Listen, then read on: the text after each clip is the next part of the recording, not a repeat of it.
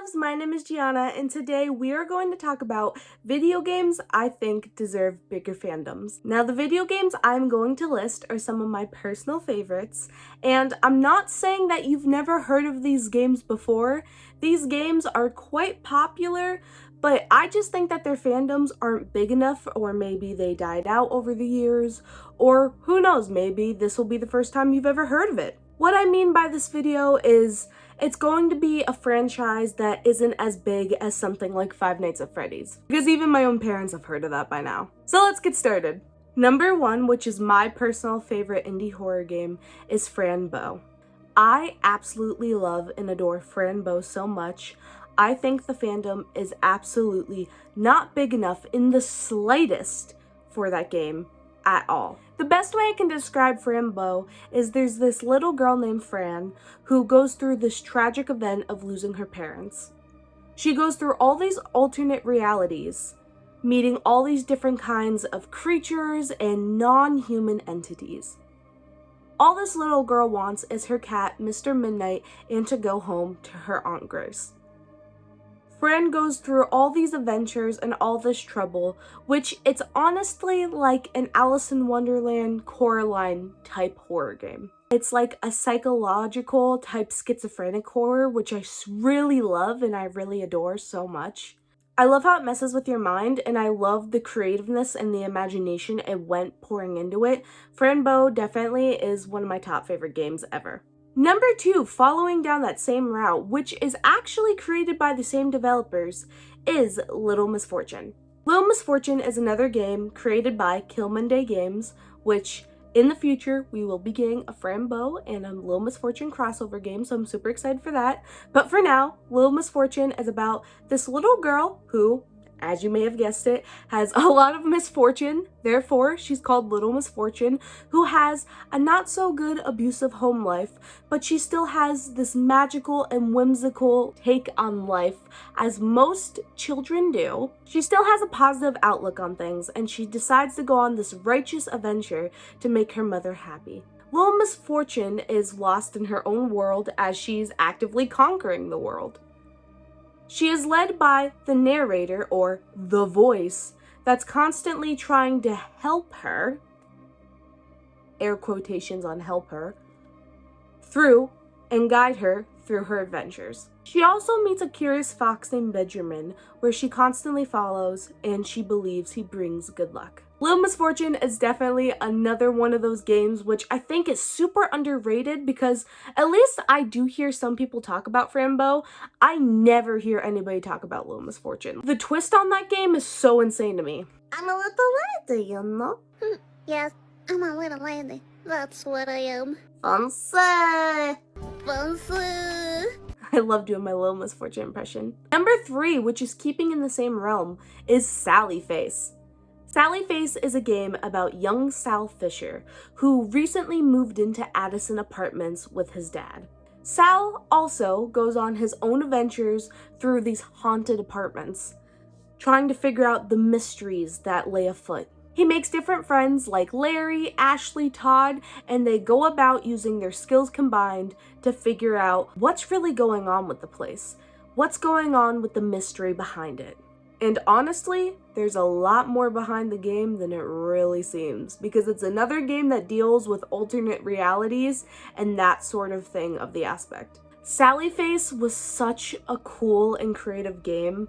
Like, I love putting it up there because it is in the same boat as Fran Bow and Little Misfortune, but it really was just such an interesting concept to me and a lot of people. I do see a lot of people talk about Sally Face more than the other two, I do believe, but I still think it's one of those games that are super underrated, and I believe we are getting a second game, so I'm super excited for that as well. Number four, which is actually a newer game, so this one kinda shouldn't be on the list. I mean, it's one of those games that if I were to just go out and say to an avid game player, you might have heard of it by now, but then some people might have not, which is No, I'm Not a Human. No, I'm Not a Human grabbed my interest like that. No, I'm not a human is such an interesting concept to me. Basically what it is one day the sun gets too hot for people to go outside during the day. So you cannot go outside during the day. You can only go outside at night. And during the night, that there are these creatures that are coming up from the ground that aren't human. They're like these humanoid creatures that are pretending to be human lookalikes. They're wearing human skin, they have the human features, they're conjuring up these stories. And what they are trying to do is they're trying to get in and kill humans. They are called visitors. Now, what you want to do is you cannot let any visitors in the whole time during the game.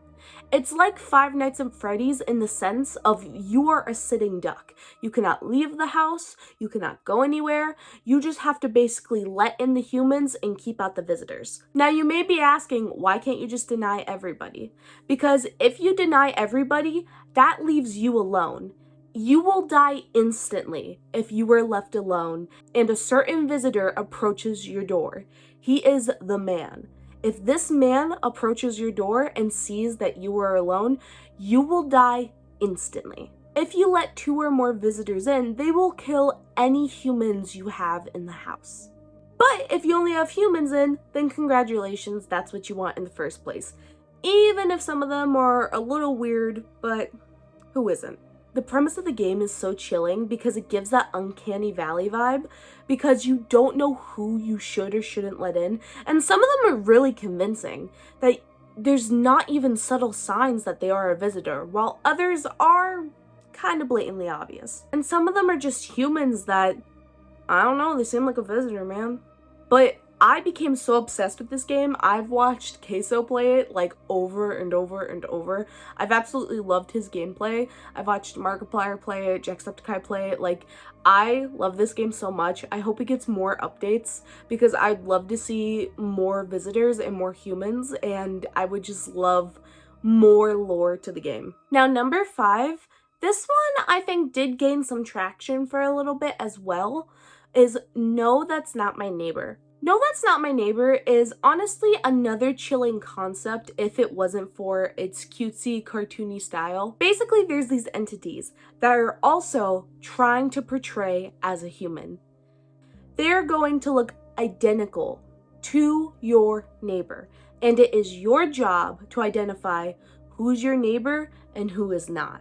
Your goal is to let in all of your neighbors and to make sure that you get out all of the imposters. And you need to report them to the authorities. If you do not manage to catch them and you accidentally let them in, there's a good possibility that they will kill people in the building and you will lose neighbors. It's another cool concept where I love that you're pretending to be human and you have to see who you can trust and who you can't trust. So far, all these have just been like horror games, I'm kind of realizing. I mean, the last one's kind of like cartoony horror, but it's there. I think I'm gonna leave it off at those 5 just to kind of keep it in the horror category. I do have a couple others that come to mind, but I might save those for another video. And I would also love to hear, what are your favorite games that you think deserve more recognition? Leave a comment down below and please tell me and I'll put it into another video. Thank you guys so much for watching this video. I really hope you enjoyed it. If you liked it, like, comment, and subscribe.